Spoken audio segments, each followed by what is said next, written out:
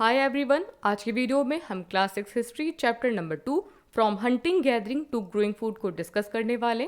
पिछले चैप्टर में हमने बात की थी कि अर्ली मैन कहाँ रहता था, किस तरीके से अपनी लाइफ को स्पेंड करता था, किस टाइप के कपड़े पहनता था, जंगलों में घूमता था, इन सब के बारे में हमने डिस्कस किया था। आज का जो हमारा टॉपिक है from hunting gathering to growing food में, इसमें हम डिस्कस करने वाले हैं कि जो पहले हंटर गैदरर थे, मतलब कि जो शिकार करते थे, जानवरों को मार के खाते थे, धीरे धीरे उनकी लाइफ किस तरीके से सेटल होना स्टार्ट हुई। उन्होंने एक जगह पे रहना शुरू किया और वहाँ पर उन्होंने खेती करना शुरू किया और खुद का खाना पकाना शुरू किया। तो इनकी जो लाइफ है वो किस तरीके से चेंज हुई, आज के वीडियो में हम उसके बारे में बात करने वाले हैं। हमारे चैप्टर में सबसे पहले हम बात करते हैं तुषार ट्रेन जर्नी की। Tushar was going from Delhi to Chennai for his cousin's wedding. Tushar Delhi से चेन्नई जा रहा था अपनी कज़न की शादी में। They were travelling by train, वो ट्रेन से जा रहे थे। And he had manage to squeeze into the window seat, his nose glued to the glass pane. अब आप सोचोगे कि ग्लास पैन क्या होता है ट्रेन के अंदर, तो आप इस फोटो के अंदर देखिए। आपने देखा होगा कि जब आप विंडो में बैठते हैं तो इस तरीका से एक कांच का एक विंडो होता है जिसको हम क्या बोलते हैं, ग्लास पैन। जिस तरीके से ये बच्चा बैठा है उसी तरीके से तुषार भी ट्रेन में बैठा था। तब क्या होता है कि उसके चाचा आके उसके शोल्डर पर हाथ रखते हैं और उसको बोलते हैं कि do you know that train were first used about 150 year ago. क्या आप जानते हैं कि ट्रेन सबसे पहले कब स्टार्ट की गई थी? तो आपकी नॉलेज के लिए आपको बताते हैं कि इंडिया में जो फर्स्ट पैसेंजर ट्रेन थी वो स्टार्ट की गई थी 16 अप्रैल 1853 में। कहाँ से कहाँ? तो बॉम्बे से थाने। बॉम्बे भी कहाँ पे? बोरी बंदर से थाने। और उसने कितनी डिस्टेंस कवर किया था? वो ट्रेन चली थी 34 किलोमीटर। तो आपको डेट याद रहेगा कि इंडिया में जो फर्स्ट पैसेंजर ट्रेन है वो स्टार्ट की गई थी 1853, Mumbai to Thane, 34 kilometre. Okay, तो आपको क्लियर हो चुका है कि इंडिया में सबसे पहले ट्रेन कब स्टार्ट की गई थी? 1853 में। उसके बाद तुषार के चाचा कहते हैं कि सबसे पहले तो ट्रेन स्टार्ट हुई थी, उसके बहुत बाद में बसेस से लोगों ने ट्रैवल करना शुरू किया। Tushar wondered when people couldn't travel quickly from one place to another, did they spend their entire life wherever they were born. Tushar कहता है कि जब आने जाने में इतना टाइम लगता था, क्योंकि ट्रेन नहीं था, बस नहीं था, प्लेन नहीं था, तो फिर तो आने जाने में बहुत टाइम लगेगा। इसका मतलब ये हुआ कि इंसान जहाँ पैदा होता था क्या वो हमेशा वहीं रहता था? कभी वो एक जगह से दूसरी जगह पर ट्रैवल नहीं किया? तो ऐसा बिल्कुल नहीं है जैसा तुषार सोच रहा है कि जो लोग जहाँ पैदा होते थे वहीं रहते थे। नहीं, ऐसा नहीं है, लोग वहाँ पर भी ट्रैवल करते थे। हम बात करते हैं कि जो अर्लीस्ट पीपल थे, जो बहुत पुराने लोग थे, 20-30 लाख साल पहले वाले, वो ट्रैवल क्यों करते थे? We know about the people who lived in the subcontinent as early as 2 million years ago. मतलब 20 लाख साल पहले जो सब कॉन्टिनेंट है, मतलब इंडिया और इंडिया के आसपास वाला जो एरिया है, वहाँ पर जो 20 लाख साल पहले जो लोग रहते थे उनको हम क्या कहते हैं? हंटर और गैदरर। इनका मतलब क्या होता है? हंटर और gatherer people who hunt animal and gather wild plant, fruit etcetera to survive. देखिए, हंट का मतलब तो क्या होता है? शिकार करना। और गैदर का मतलब होता है इकट्ठा करना। मतलब इनकी लाइफ कैसी थी? ये जानवरों का शिकार करते थे, जंगली पौधे, पेड़ पौधे वगैरह को खा के अपनी लाइफ को स्पेंड करते थे। वो ना तो उनको फार्मिंग आती थी, ना वो किसी को फसल उगाना चाहते थे। तो इस तरीके से वो अपनी लाइफ को स्पेंड करते थे। The name come from the way in which they got their food.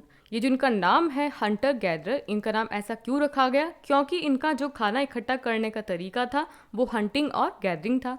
Generally they hunted wild animal, caught fish and birds, gathered fruit, root, nuts, seeds, leaves, stalk and eggs. ये हमने discuss कर लिया है कि वो जंगली जानवरों का शिकार करते थे, फ्रूट्स इन सबको खा के अपना काम चलाते थे। Hunter gatherer move from place to place, there are many reasons for this. अब जो हंटर गैदरर थे वो एक जगह से दूसरी जगह ट्रैवल करते थे, उसके पीछे बहुत सारे रीज़न थे। हम फर्स्ट रीज़न की बात करते हैं। First, if they had stayed at one place for a long time, they would have eaten up all the available plant and animal resources. सबसे इम्पॉर्टेंट बात क्या थी कि अगर वो जिस जगह पे रहते हैं, अगर वो हमेशा वहीं रहेंगे तो क्या होगा कि जो प्लांट्स हैं, एनिमल्स हैं, वो सारे के सारे वहाँ पे ख़त्म हो जाएंगे। क्यों?